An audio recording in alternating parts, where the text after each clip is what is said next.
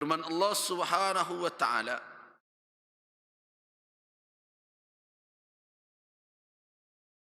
di dalam surah Yunus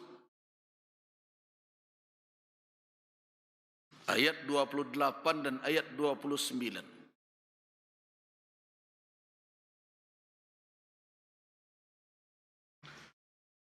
وَيَوْمَ نَحْشُرُهُمْ جَمِيعًا ثُمَّ نَقُولُ لِلَّذِينَ أَشْرَكُوا مَكَانَكُمْ أَنْتُمْ وَشُرَكَاؤُكُمْ فَزَيَّلْنَا بَيْنَهُمْ وَقَالَ شُرَكَاؤُهُمْ مَا كُنْتُمْ إِيَّانَا تَعْبُدُونَ فَكَفَى بِاللَّهِ شَهِيدًا بَيْنَنَا وَبَيْنَكُمْ فَكَفَى بِاللَّهِ شَهِيدًا بَيْنَنَا وَبَيْنَكُمْ in kunna an ibadatikum laghafilin. Lihat dalam ayat itu Allah perhadapkan orang-orang yang mempersekutukan Allah dengan syurakanya. Nah, bagaimana manusia akan membantah? Kalau ada khusumat, pertikaian dengan yang lain, Allah akan hadirkan.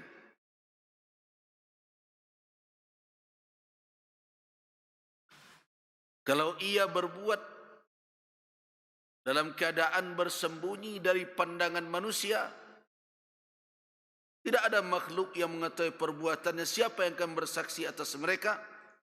Juluduhum, kulit mereka sendiri. Artinya apa? Tidak ada suatu kejahatan pun yang tidak ada kesaksian padanya. Itulah hari kiamat. Dan tidak ada saksi yang bisa berbohong ketika itu. Kulit tidak bisa berbohong. Kenapa? Antaqana, yang membuat kami bicara adalah yang antaqa, Allah yang membuat segala sesuatu bicara.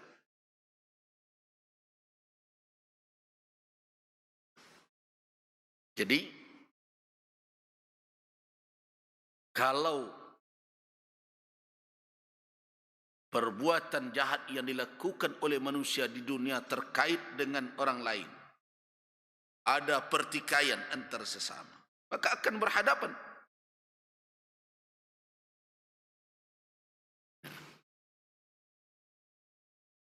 Dari mana kita mengetahui peristiwa itu?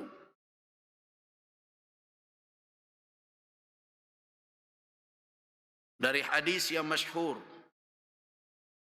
tentang siapa? Tentang orang yang muflis, orang yang bangkrut. Ada di dalam kitab Sahih Muslim dari Abi Hurairah radhiyallahu an. Rasulullah sallallahu alaihi wasallam pernah bertanya kepada sahabat, "Atadruna manil muflis?" Tahukah kamu sekalian siapa manusia yang bangkrut itu? Qalu, al-muflisu fina man la dirham lah wala mata'. Yang bangkrut di tengah kami orang yang tidak punya uang, tidak punya harta kekayaan. Kata Nabi, faqala innal muflisa min ummati ya'ti yawmal qiyamati bi salatin wa siyamin wa zakatin ويأتي قد شتم هذا وقذف هذا وأكل مال هذا وسفك دم هذا وضرب هذا فيعطى هذا من حسناته وهذا من حسناته فإن فنيت حسناته قبل أن يقضى ما عليه أخذ من خطاياهم فطرحت عليه ثم طرح في النار. Kata Nabi, orang yang bangkrut di antara umatku di hari kiamat siapa? Orang yang membawa pahala salatnya, puasanya, zakatnya.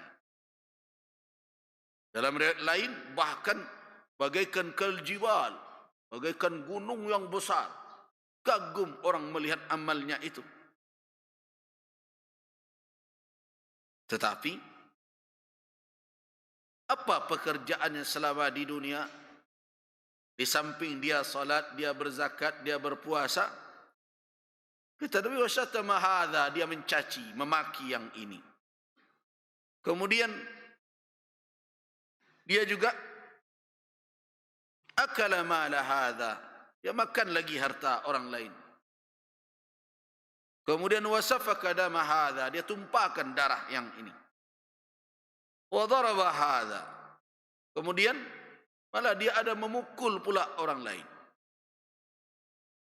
Yang seperti itu kelak akan diperhadapkan dengan kasus yang telah dia lakukan. Dan dia mesti membayar.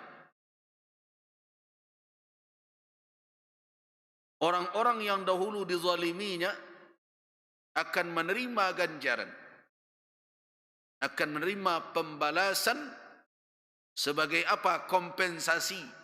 Sekarang namanya dia dirugikan. Nih, tidak bisa berkelit, karena Allah akan memperhadapkan dan akan membuktikan, sehingga tidak ada yang bisa dia sanggah dari perbuatan yang memang benar dia lakukan itu. Akhirnya orang-orang yang dicacinya, yang dimakinya, yang dimakan hartanya olehnya, yang ditumpahkan darahnya, yang dipukuli, akan mendapatkan pembayaran dari apa? Kan tidak membawa uang.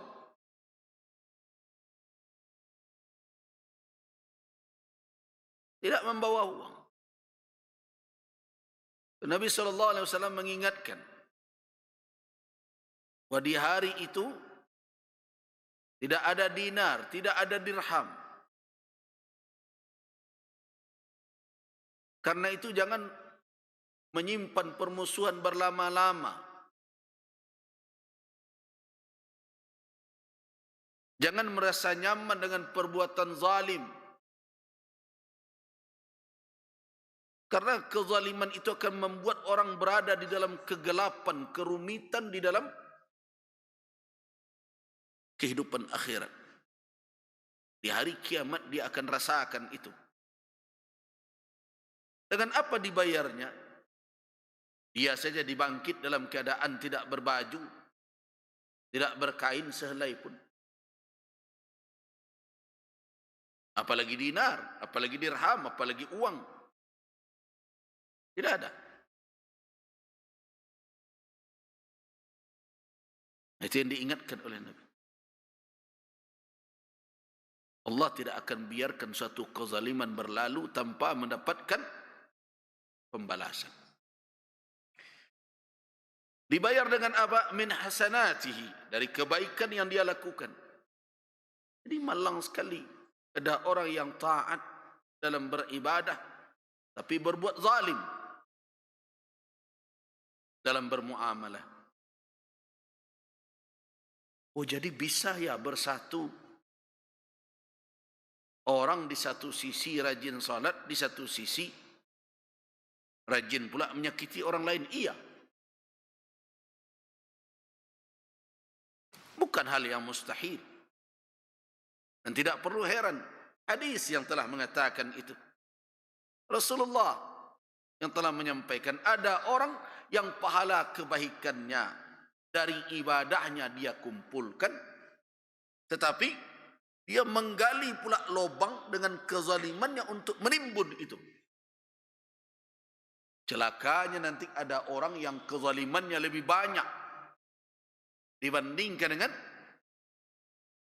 pahala ibadahnya, sampai habis pahala kebaikan ibadahnya, ibadah salatnya, ibadah siyamnya, ibadah zakatnya habis, tetapi masih antri orang menunggu ganti rugi atas kezaliman yang dilakukan di dunia. Apalagi kata Nabi SAW, fa in faniyat, kalau sudah habis hasanatuhu, kebaikan yang dia peroleh melalui ibadahnya, salat, zakat, puasa tadi, bagaimana cara membayarkan?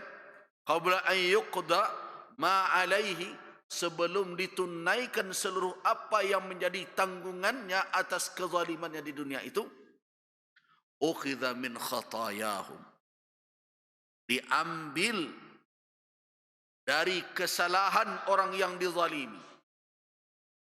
Itu yang diambil. Artinya orang yang dizalimi, yang tadi memikul banyak pula kesalahan, kekeliruan, dosa atas itu, diambil. Menjadi ringan orang itu. Tetapi kesalahan itu kemana diberikan?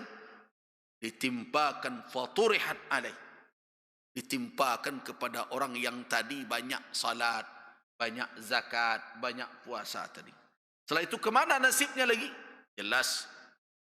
Waturihat finnar, baru kemudian dia dicampakkan ke dalam neraka. Nah,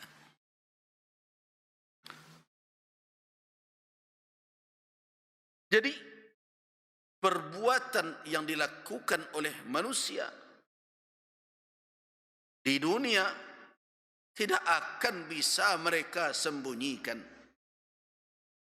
Jadi aradul insan baina yadayil Rahman, dihadapkannya manusia di hadapan Allah, itu dalam rangka apa? Dalam rangka mempertanggungjawabkan apa yang menjadi tugas.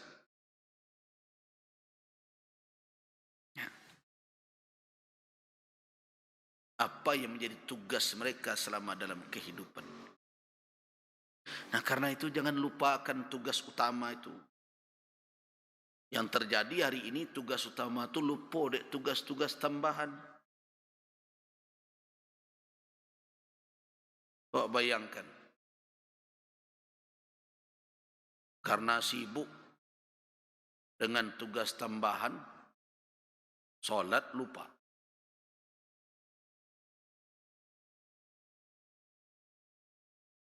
Karena sibuk dengan tugas tambahan, menghitung harta berbagai macam, membeli ini dan itu, zakat terlalai. Karena sibuk dengan jabatan-jabatan tambahan, tugas sebagai hamba Allah, tugas kekhilafahan di muka bumi, diabaikan. Karena itu, kembali evaluasi diri. Saya hadir di dunia ini untuk apa? Apa tugas utama? Dan itulah yang akan diminta pertama sekali, pertanggungjawaban.